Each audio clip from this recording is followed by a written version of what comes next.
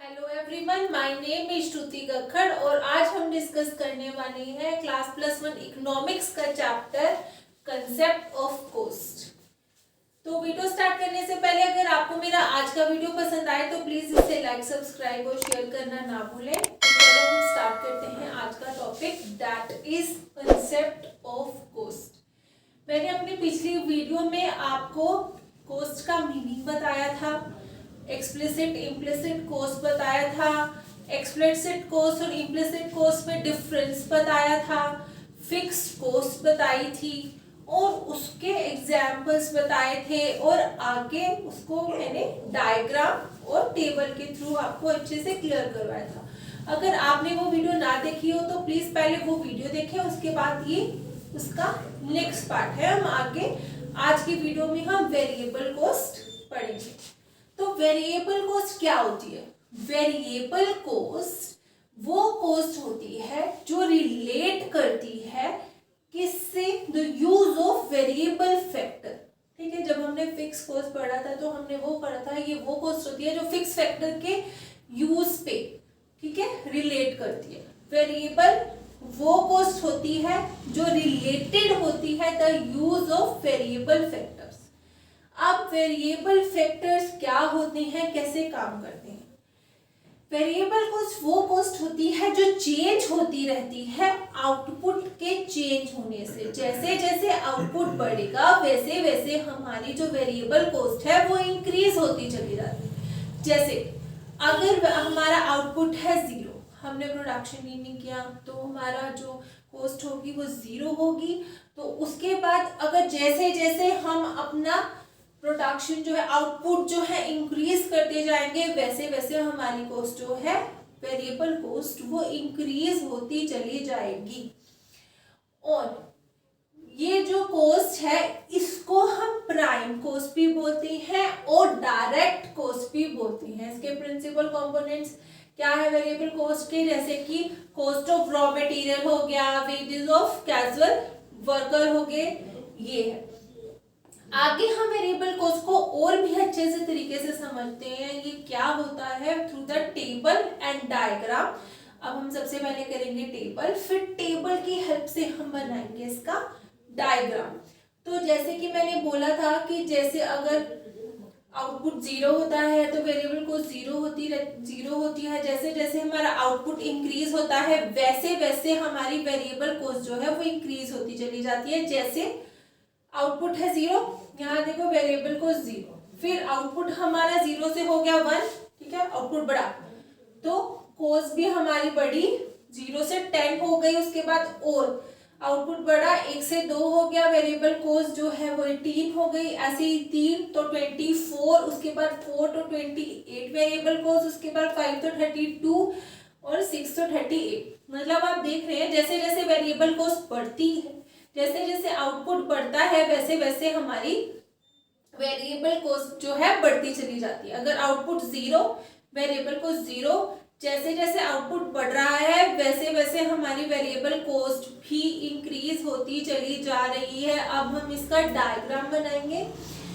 जैसे हम देखेंगे फिगर, जैसे यहाँ पे देखो हमने नीचे हम लिखेंगे ये हमारे आउटपुट है, ठीक है, ऊपर हमारी वेरिएबल कॉस्ट है।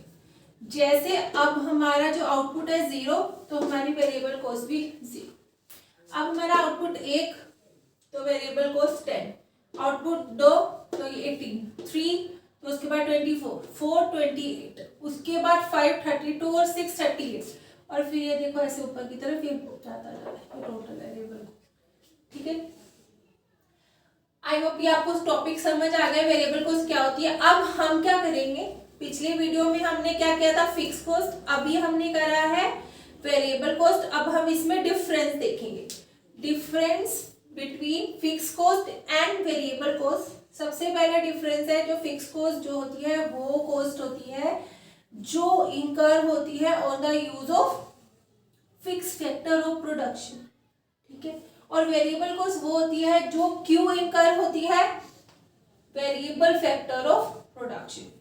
अब जो फिक्स कॉस्ट होती है, जैसे मैंने पहले बताया था, फिक्स कॉस्ट जो है वो चेंज ही नहीं होती, ठीक है।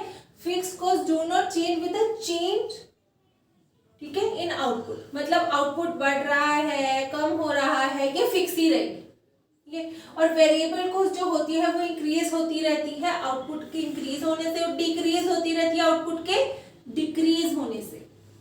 अब मैंने बोला था जैसे फिक्स कॉस्ट जो है वो रिमेन कांस्टेंट होती है, बिल्कुल कांस्टेंट होती है। अगर आउटपुट जीरो भी होगा फिर भी फिक्स कॉस्ट जो है वो फिक्स कॉस्ट रहेगी, ठीक है।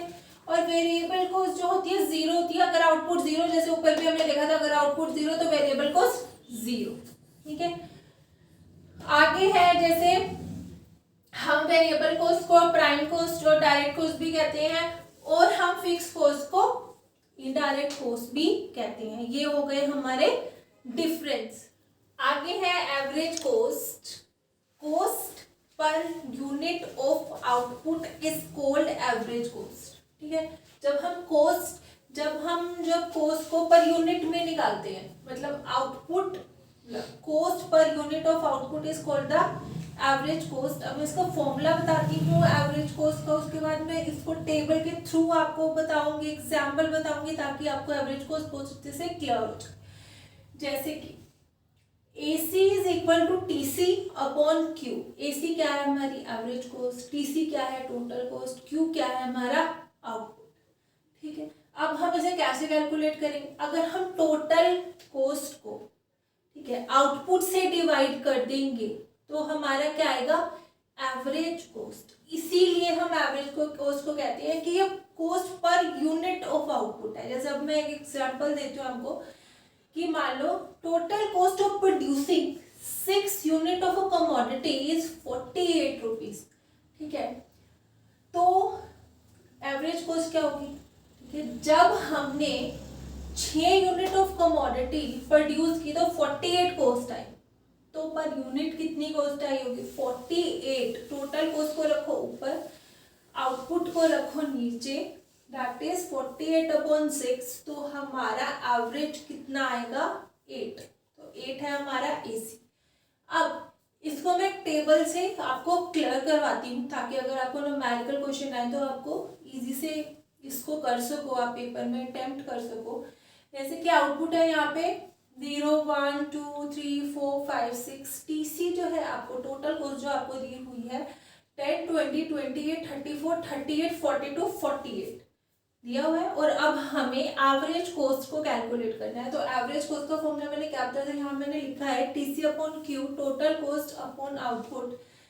तो पहला है 10 टोटल कॉस्ट, आउटपुट कितना है 0, तो रिजल्ट क्या आएगा इनफाइनाइट।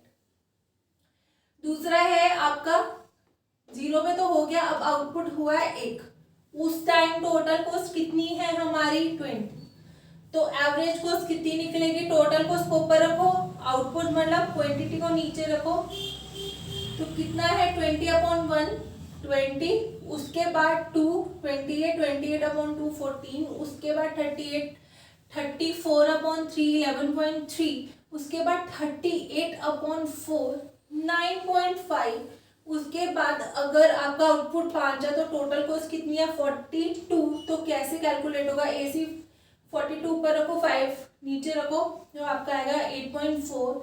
उसके बाद अगर आउटपुट 6, टोटल कॉस्ट 48, तो एवरेज कॉस्ट कितना आएगा 8। तो ऐसे हम कैलकुलेट करते हैं AC को। अब AC किसके बराबर होता है, AC बराबर होता है आपका AFC प्लस ABC।